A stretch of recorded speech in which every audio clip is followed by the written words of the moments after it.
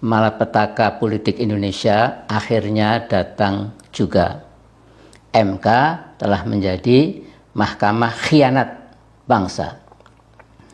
Etika dan nilai-nilai demokrasi, sedikit moral yang masih tersisa dan masih sedikit membawa harapan, sudah dikencingi oleh MK pimpinan Anwar Usman. Di tangan adik ipar Jokowi ini, apa saja yang dikehendaki oleh Jokowi ditunaikan dengan gila-gilaan dan ugal-ugalan. Saya pernah terpedaya oleh Anwar Usman ketika menyatakan dulu bahwa dia hanya takut kepada Allah. Itu di awal-awal menjadi ketua MK. Ternyata dia lebih takut pada kakak iparnya, Presiden Jokowi, daripada takut pada Tuhan yang Maha Kuasa, Tuhan yang Maha Esa, Tuhan yang memonitor seluruh umat manusia tanpa kecuali sepanjang siang dan malam selama 24 jam atau 1440 menit. Saudaraku, Jokowi dengan kegiatan cawe-cawenya tanpa henti memang sedang mencoba menyelamatkan diri dan keluarganya besok pasca Oktober 2024. Nah, Jokowi tidak bodoh-bodoh amat dalam membaca nasib buruk yang insya Allah akan menerkam diri dan keluarganya ketika dia sudah tidak dipuja-puja seperti sekarang. Karena apa? Sudah tidak punya kekuasaan lagi. Insya Allah akhir kehidupannya tragis, sangat tragis. Bisnis anak-anaknya lewat korupsi dan gratifikasi hampir pasti segera menyergap mereka. Sekali lagi insya Allah.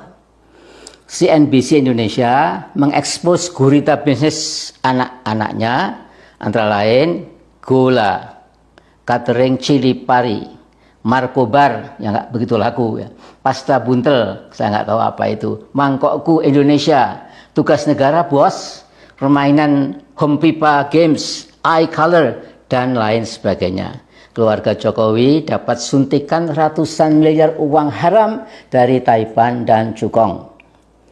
Nah, dengan meloloskan Gibran lewat keputusan MK, hingga Gibran yang masih ingusan, meminjam istilah Pandana Baban, bisa ikut nyapres atau nyawapres, maka MK telah menjadi mahkamah khianat, Council of Treachery, mahkamah bejat penuh khianat.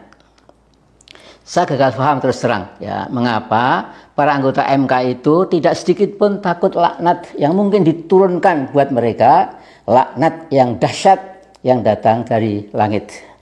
Demikian juga sebagian besar anggota DPR RI, bungkam sejuta bahasa, dan juga tokoh-tokoh bangsa lainnya.